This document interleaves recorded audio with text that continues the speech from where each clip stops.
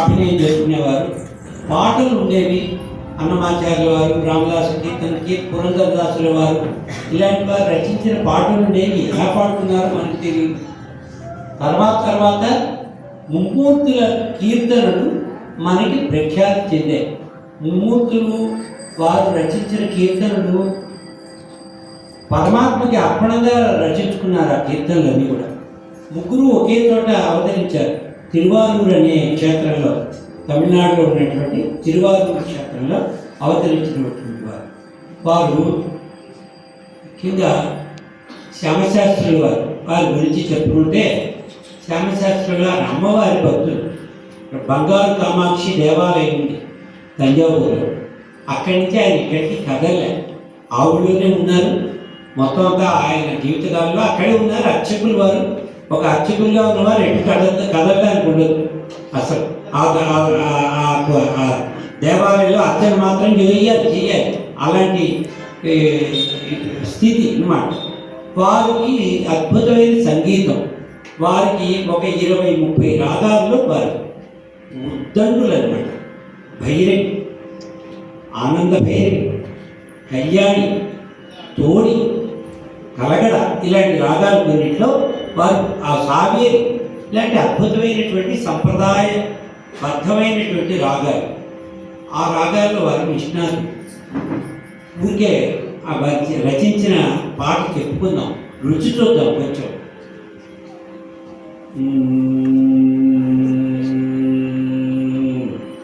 కామాక్షి అమ్మవారికి స్వరజిత్ రచించారు.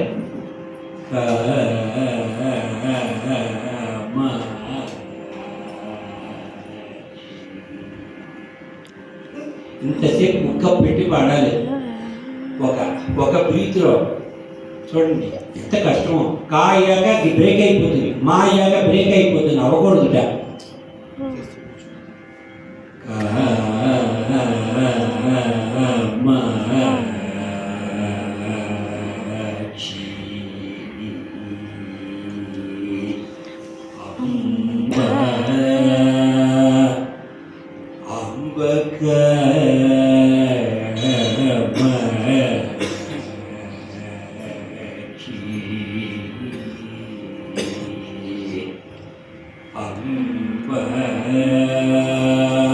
అనుకుని అంత గాలి లోపల తీసుకోవాలి.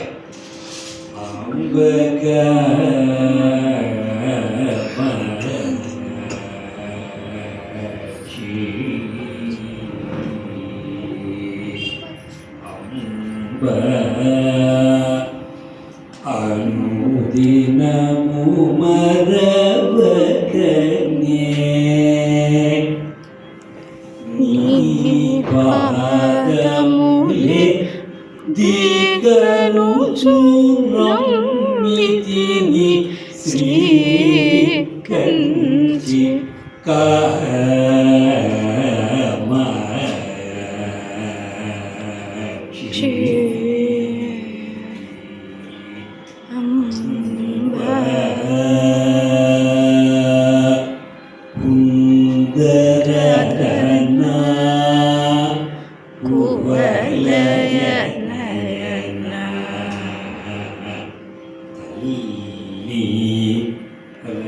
రక్షించు కామాక్షి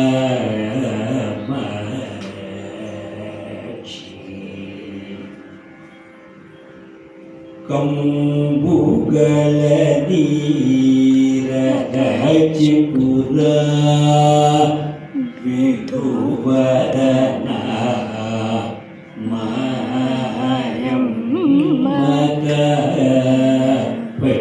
బ్రేక్ అయిపోతుంది. జాగ్రత్తగా పాడకపోతే బ్రేక్ అయిపోతుంది.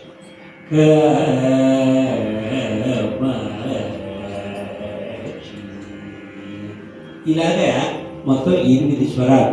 సా ని గా మా పా ద ని సా. 8 స్వరాలతో ప్రారంభించి చేసుకున్నారు. అలాంటి 3 స్వరజతులు వాళ్ళే పాఠం చేయాలి గురువు ముందు. గక్కా ముక్కి తిని ఒక్కొక్క స్వరజిత్ 6 నెలలు పాడితే అప్పుడు పాఠం అవుతుంది. మనకి ఈ కీర్తనలన్నీ పాడుకోవచ్చు, పర్వాలేదు. జనసామాన్యంలో చాలా పాటలు ఉన్నాయి, అలాంటివి పాడుకోవచ్చు. ఇవి సిస్టమాటిక్ వేదం లాంటి వేదం అండి, వేదవాక్యాలు, మంత్రాక్షరాలు అన్నమాట ఆ స్వరాలు. అలాగే వారు రచించారు. అలాగే రాజస్థానానికి వెళ్ళలే ఎప్పుడు, చాలా రాజు ప్రాధాన్యపడితే వెళ్ళారు. ఒకసారి వెళ్ళి జయించడం కోసం, ఇంకో దేశం నుంచి వచ్చిన విద్వాంసుని జయించడం కోసం రాజస్థానానికి వెళ్ళారు. వారు పాడుకున్నారు, రాజులని నేను చేయెత్తి అడగకుండా ఉండేటువంటి వరమీయమ్మ నాకు అని చెప్పి కామాక్షి దగ్గర ప్రార్థన చేసినటువంటి వారు. నోట్లోంచి ఏ మాట అంటే ఆ మాట అయిపోయేదిట. వారు ఏదైనా ఒక మాట అంటే అయిపోయేది. అలాంటి వారు శ్యామశాస్త్రి వారు. అలాగే దీక్షితుల వారు చిన్నతనంలోనే కాశీ వెళ్ళిపోయారు. కాశీ ఒక గురువు గారు తీసుకెళ్ళిపోయారు కాశీకి. తల్లిదండ్రులు అందరినీ వదిలిపెట్టి వెళ్ళిపోయారు అంతే. ఇంక బెంగలు ఏం లేవు, వెళ్ళిపోయారు. వెళ్ళి అక్కడ విశేషమైనటువంటి సంగీత పాండిత్యం సంపాదించుకున్నారు. గురువుగారి చేతిలో ఒక వీణ దొరికింది అక్కడ గంగా నదిలో. ఆ వీణని శిష్యుడికి ఇచ్చి వారు వెళ్ళిపోయారు. అయ్యో అనుకుని సరే అక్కడ ఉన్నటువంటి వారు మెల్లిగా బయలుదేరి మన దేశానికి వచ్చారు. తిరుత్తణి క్షేత్రానికి వచ్చారు. మొదట తిరుత్తణి క్షేత్రంలో సుబ్రహ్మణ్య స్వామి గుడి, ఆ గుడిలో సేవ చేస్తుంటే ఈయన కూర్చొని ధ్యానంలో ఉన్నారు. ఉంటే సుబ్రహ్మణ్య స్వామి నేరుగా వచ్చి ఆయన నోరు తెరువు, ఒక ముసలి వారి ఒక పెద్ద ఆయన వేషంలో వచ్చి నోరు తెరన్నారు. నోరు తెరిస్తే కండ చక్కెర వేశారు నోట్లో. నువ్వు నన్ను స్తుతిస్తావులే, నన్ను పాడుకో అన్నారు. అని తెరిచేసరికి అదృశ్యమైపోయారు. అప్పుడు మొదటిగా చేసిన కీర్తన ముత్తుస్వామి దీక్షితుడు ఏమిటి? మాయామాల కూడా పాడుతున్నాం కదా మనం ఈరోజు సరళి వరుసలు. అదే సరళి వరుసలాగానే వస్తుంది. శ్రీనాథాది గురు గుహో సారిగామ పదని స జయతి జయతి నిరవ మగరి శ్రీ చిదానందనాదోహవితి సంతతం హృదిని భజ సాసాని దదాపప జట. ఈ కీర్తన రాశాక అప్పుడు వెంటనే ఆసుడుగా అలాగా ఒక్కొక్క దివ్యక్షేత్రానికి వెళ్ళడం వారు ఆ క్షేత్ర కీర్తన రాసుకుంటూ వచ్చారు. రంగనాథ స్వామి చూసి రంగనాయకి రాగం, రంగనాథుడు నాయకి రంగనాయకం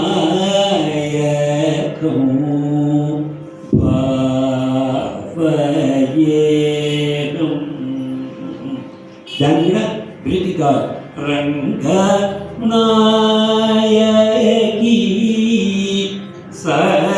సమేతం శ్రీ రంగనాయకం.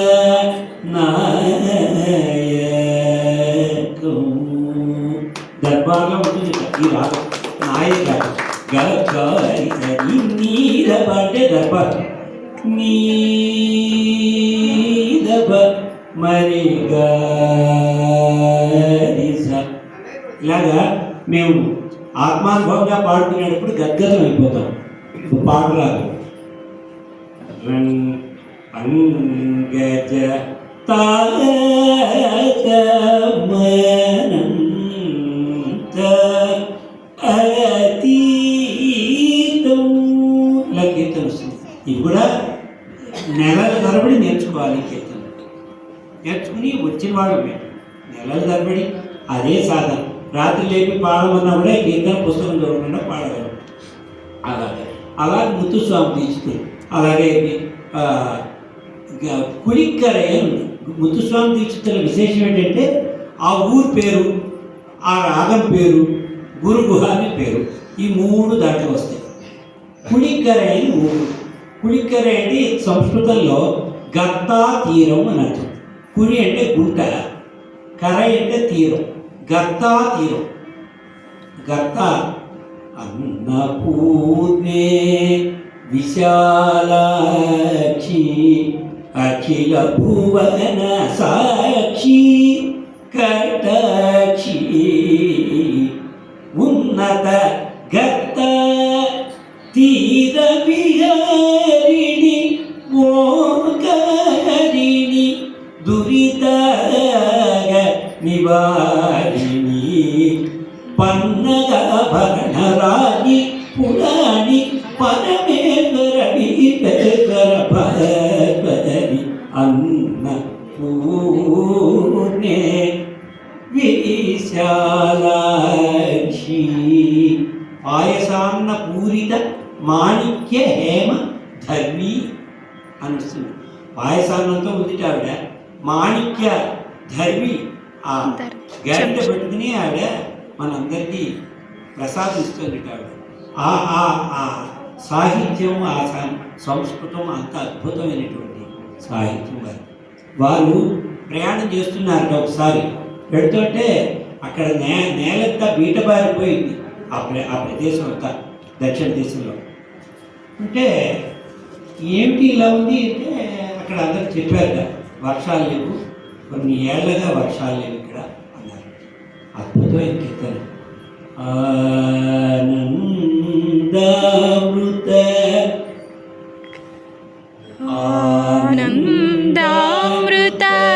ఆనందామృతగర్షిణి అమృతవర్షిణి హరాది పూజితే శివే భవాని శ్రీనందనాది సంరక్షణి శ్రీ గురుగుహ జనని చిద్రూపిణి. ఇప్పుడే వస్తుంది సాహిత్యం. సానంద నిలయ హృదయే సదయే సత్యసువృష్టి హేతవేత్వాం సంతతం చింతయే అమృతేశ్వరి. సలిలం సలిలం నీటిని వర్షయ వర్షయ వర్షయ వర్షించు వర్షించు వర్షించున్నారు. సలిలం వర్షయ వర్షయ వర్షయ ఆనందామృతగర్షిణి అమృతవర్షిణి హరాది పూజితే శివే భవాని ఆనందామృత అనేసరికి పెద్ద కుంభవృష్టి అండి అక్కడ ఆ ప్రదేశం. మళ్ళీ దాన్ని ఆపడానికి స్తంభయ స్తంభయ స్తంభయ అని పాడాలని ఒక ఒక ఒక కథ చెప్తారు. శరీరం స్తంభయ స్తంభయ స్తంభయ అంటే కానీ ఆగలేట, అంత వర్షం కురిసిపోయింది. అంతటి మహామహులు వారు. అలాగే ఎవరికో సూల అంటే కడుపు స్టమక్ వచ్చినప్పుడు వారికి ఆ అబ్బాయికి గ్రహ కీర్తనలు రాశారు. నవగ్రహ కీర్తనలు. అంగారకమాశ్రయామి కుజదోష నివారణ కోసం అంగారకమాశ్రయామి అనేటువంటి కీర్తన. ఇవాళ చంద్రుడు కీర్తన. చంద్రం భజ మానస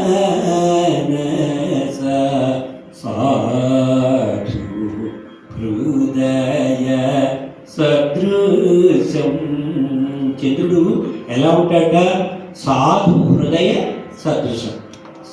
చంద్రుడు ఎలా ఉంటాడండి? చల్లగా ఉంటాడు. సాధు హృదయం ఎలా ఉంటుంది? చల్లగా ఉంటుంది. సాధు హృదయ సదృశం అనేటువంటి విశేషణంతో చంద్రుడిని వర్ణిస్తారు. పెద్ద కీర్తన. ఒక్కొక్క రాగం.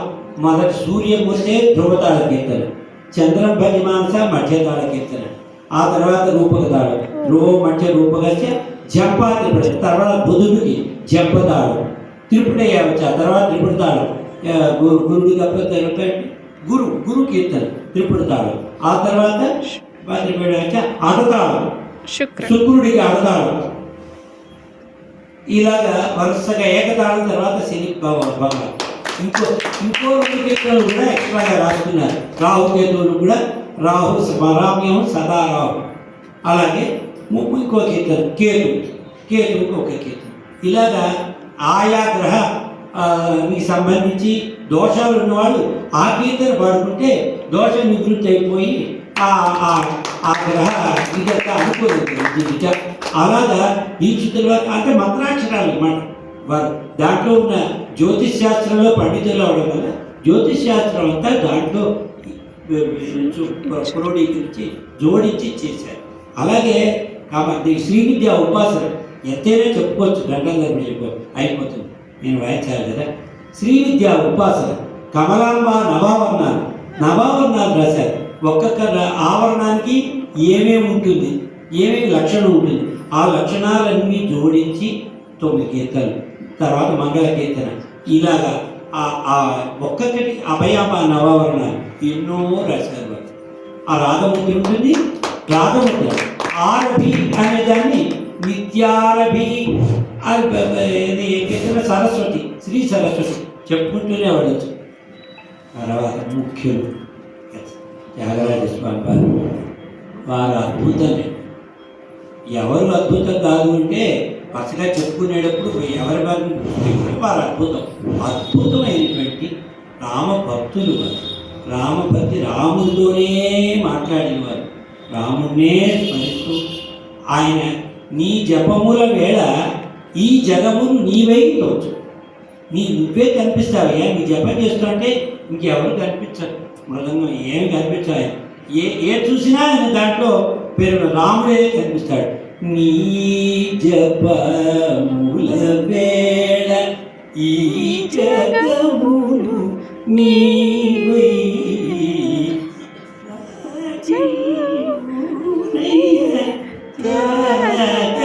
రాజనుత ఇంత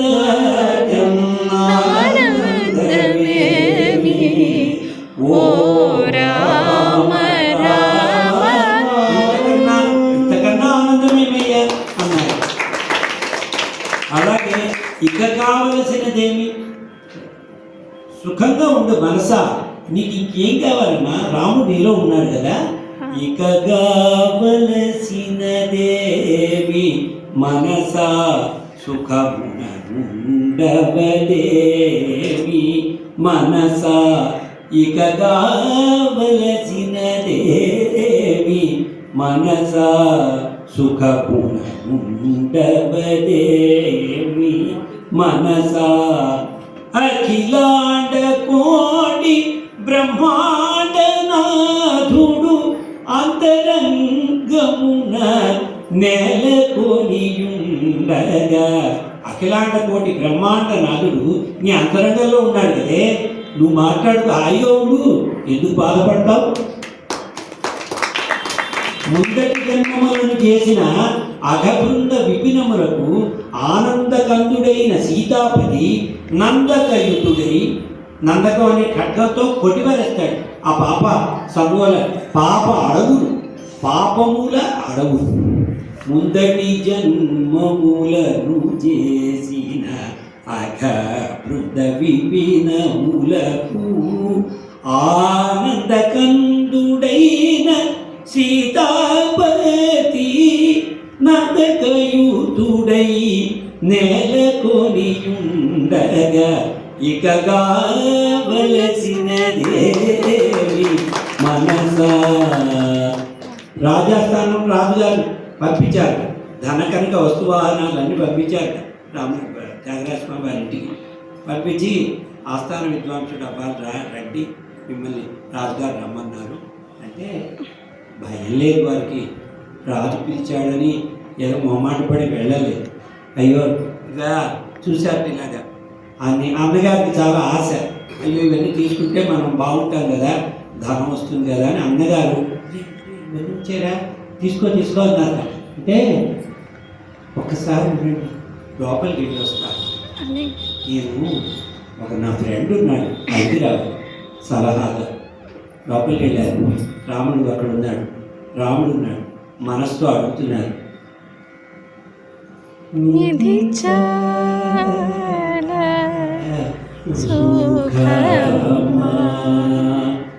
రాముని సన్నిధి సేవ సుఖమా.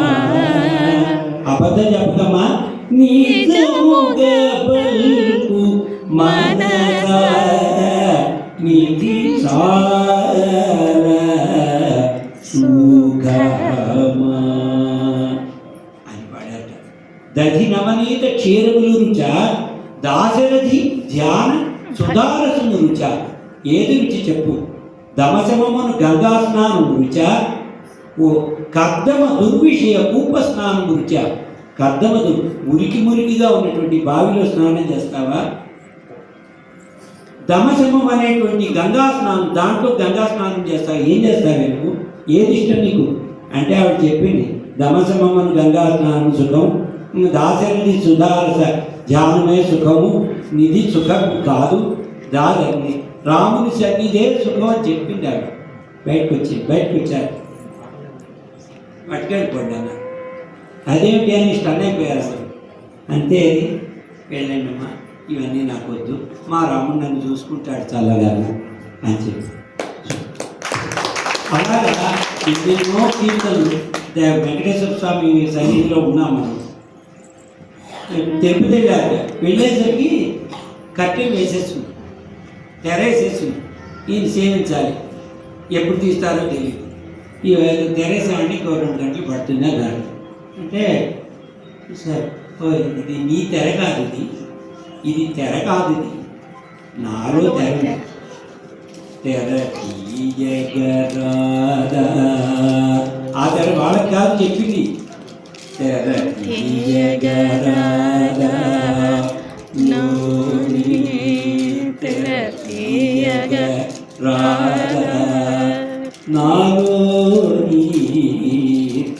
తీయగరాదా. నాలో మతం, నాలో అంటే మనలో ఉంటుంది, ఆయనకి వారికి ఏం లేదు. మనలో ఉన్నటువంటి మదమత్సరం అనే తెర తీస్తే మనకి స్వామి దర్శనం అవుతుంది అని పాడారు. పాడగానే కపక్కని కింద పడిపోయింది ఆ తెర. పెరుమాళ అనుకున్నాడు కదా, వెంకటేశ్వర స్వామి అనుగ్రహం సేవ అయిపోయింది వారికి. అలాగా ఎన్నెన్నో తిరుపతి చివరికి విగ్రహాలు కావేరిలో వేసినా కూడా వారు విగ్రహం వెతుక్కుంటూ వెళ్ళారు. పెడుతుంటే ఎక్కడ వెతకను పాడుకున్నారండి, నిజంగా మాట్లాడారు రాముడితో ఆయన. ఆ పాట వినండి, దుఃఖమే వస్తుంది. ఎందు దాగినాడో ఈడకు రాడో అని కీర్తన. ఎందు దాగినాడో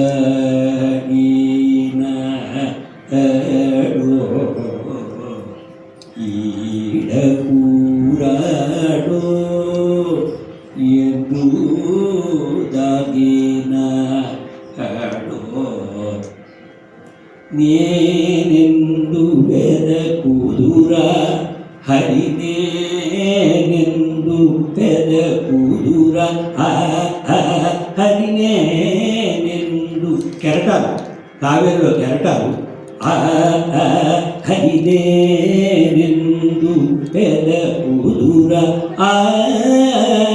హరి, నేనెందు వెదకుదురా అని పెట్టుకుతుంటే విగ్రహాలు ఆ వాటంతట అవి కావేరిలోంచి పైకి చేతిలోకి వచ్చాయట స్వామివారి, త్యాగరాజ స్వామి. కావేరి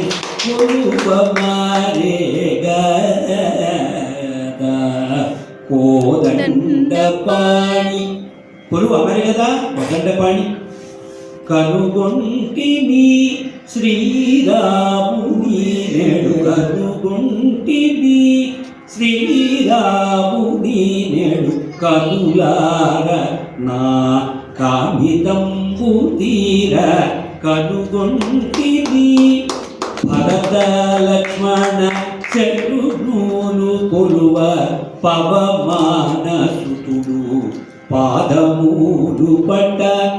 భరత లక్ష్మణ శత్రుఘ్నులు పిలువ కొలువ పవమాన సుతుడు పాదమూలు పట్ట.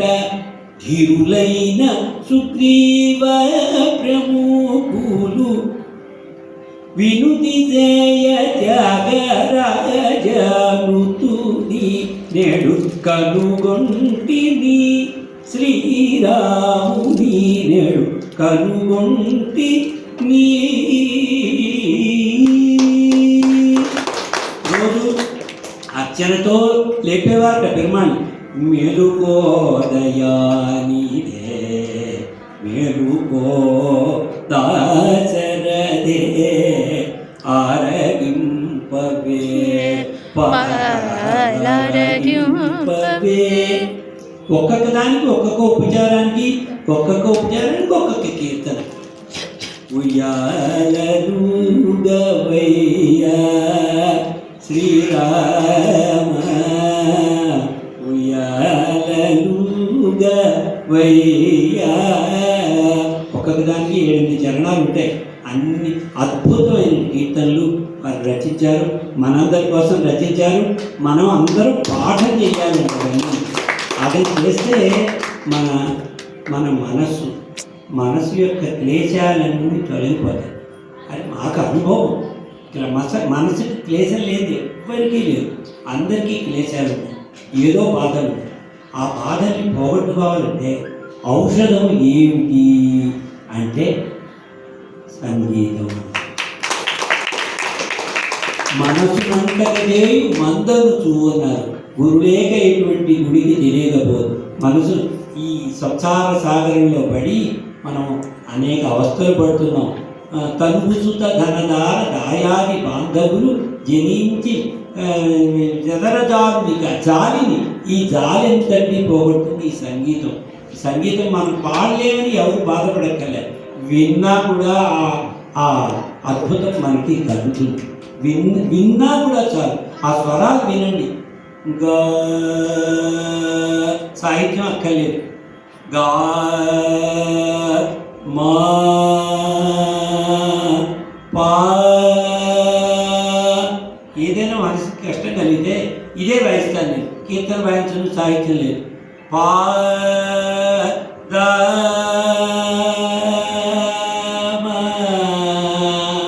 పా అయితే లేదా, సుఖంగా ఉన్నారా లేదా, మనసుకి హాయి కలిగిందా లేదా, ఇదే కొంచెం సంతోషంగా ఉండాలా కళ్యాణి. నీదపమగారి నిరిగమదా పామరి పమరి సా నిరి సని దప దని సా. పాడుకున్నా సార్, విన్నా సార్. మంచి సంగీతం వినడం, మంచి సంగీతం పాడుకోవడం వల్ల మన ఆరోగ్యం చాలా అద్భుతమైనటువంటి ఇంప్రూవ్మెంట్ అవుతుంది. ఏం గుర్తురావు, మనకి పాత ఏమి గుర్తురావు, కొత్త జీవితంలో ప్రవేశిస్తూనే